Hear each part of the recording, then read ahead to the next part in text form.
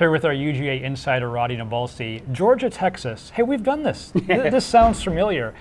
What stock do you put into rematches in games like this? It's happened before in the SEC. Georgia played Texas earlier this season. Any stock, anything we can take from that first matchup that translates to this one, or do we think this is a brand new game? It is a brand new game because Georgia in some areas has regressed, and Texas has gotten better.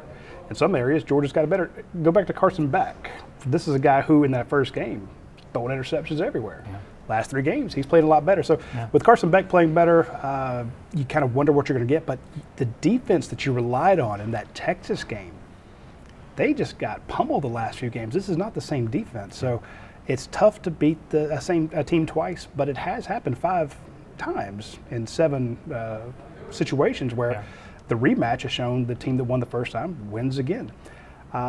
Kirby says, you know, the flow of the game is different, and it is, and the motivations and the momentum and all that stuff changes back and forth. But I can see a situation here where it looks nothing like that first game because I don't want to say it's 2 completely different teams, but the situations are different, and some have gotten better. Some positions have gotten better, some have gotten worse. This is going to be new territory for Texas, playing in Mercedes-Benz Stadium. Georgia's been there before, done that. Some of the players, obviously, you change in and out, but is there an advantage there, Georgia being in this particular game with a lot of these players playing in this game versus Texas, who has not? Absolutely. Think about this. It's not. We don't say it's a home game for Georgia, but there are going to be more Georgia fans there. Not as many people from Texas are going to come, although they travel really well. They do. This is, I guess, their second biggest game of the year. The first one was playing Georgia the first time, but that was at home. The crowd affected Georgia in Austin, no question. Now the crowd will be behind Georgia. Georgia needs that. We saw that in the Tennessee game. We saw in the Georgia Tech game. Illegal procedures, affecting the game. Kirby's going to ask them to do that. It won't be one-sided, but there'll definitely be an advantage. And not being in front of that hostile crowd is good. Carson Beck is a different quarterback at home than he is on the road. Most guys are, but it's very pronounced with Carson Beck.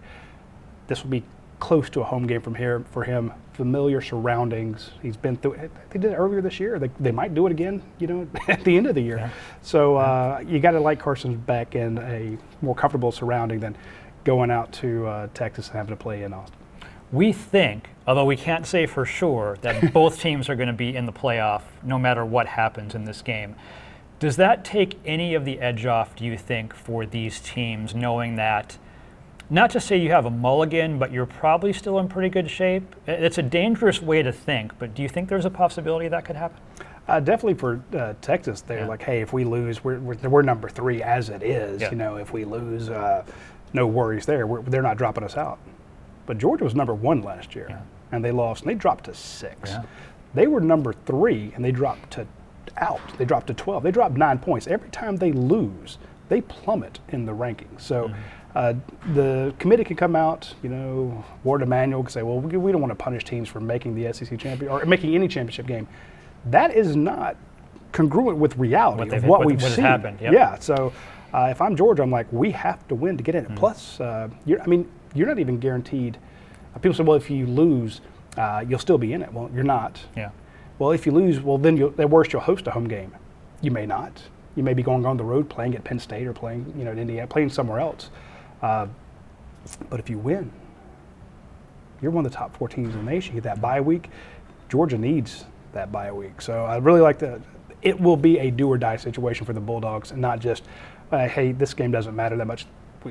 Especially after the Tech game, which people didn't think would matter. And it really did. And playoff different this year because you get the bye week, and so you do have something to play for. So let's go back to the Georgia Tech game. What concerns you most about Georgia after what, other than the length of the game? What you saw there, obviously Georgia Tech put up a great fight, and everyone knew that they would. But what do you take from that game as far as what your concern is, and what gives you hope if you're a Georgia fan going into the game against Texas?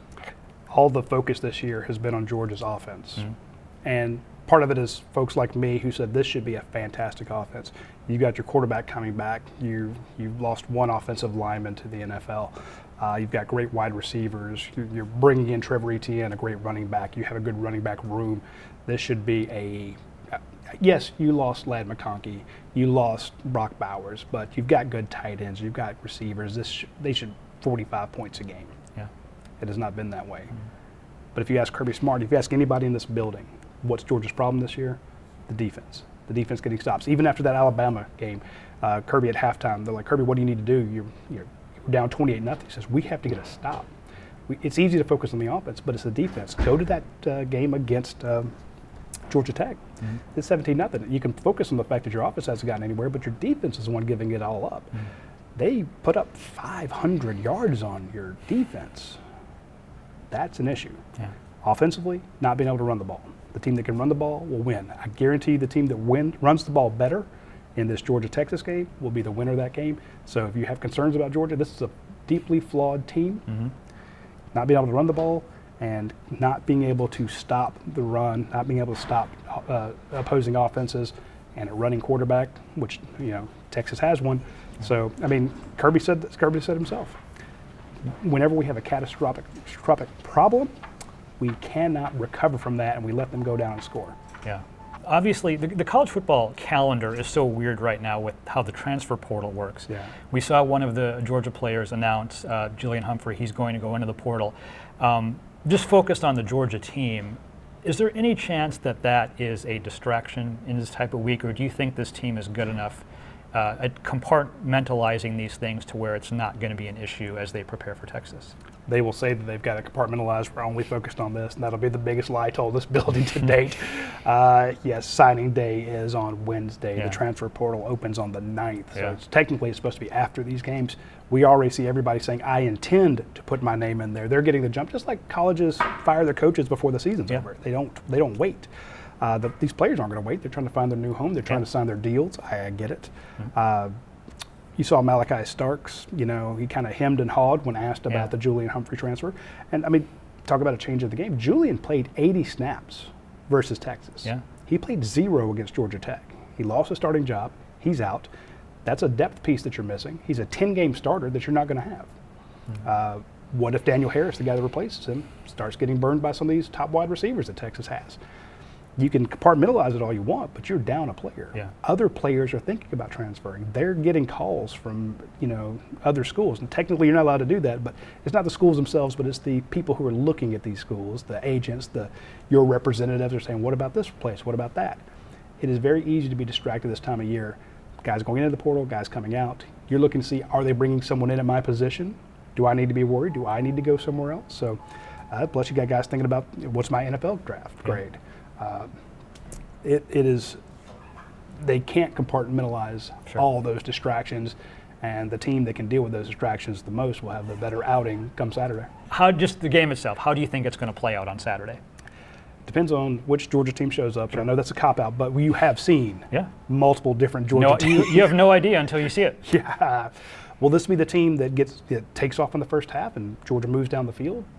There's been, 6 games that hasn't happened. But there have been some games where the offense takes off. Will they be able to get a stop? Which quarterback will we see from Texas? Right. I like Georgia's chances against Quinn Ewers. They can move him off the mark, get him rolling, not let him just sit in the pocket and pick them apart. They have the horses to get to the quarterback. If they can get to the quarterback, move him off his mark, it's a completely different ballgame. We saw that in the first contest. Despite the fact that Carson threw 3 interceptions, they forced 4 turnovers. So Georgia won the turnover battle. If you see them put in Arch Manning, a running quarterback, the GH quarterback, the ghost run where you're pulling behind your H-back and your guard and the quarterback follows them. Georgia hasn't been able to stop that all year. And if I'm, Steve Sarkisian, I call it 40 times. Right. So are they going to play a running quarterback or not? So we don't really know. But again, Texas has not played a tough road schedule. They haven't played a tough schedule at all. Georgia's tested. If Georgia can play to their capabilities, they'll win. If they play to their capabilities of being a bad team when they play poorly, Texas will beat them. No questions asked. So I just don't know what Georgia team is going to show up. We will find out shortly after kickoff, and then by 8 p.m. we should know how the game turns out. Radi Nabulsi, always a pleasure. Thanks for joining us. Thanks for having me.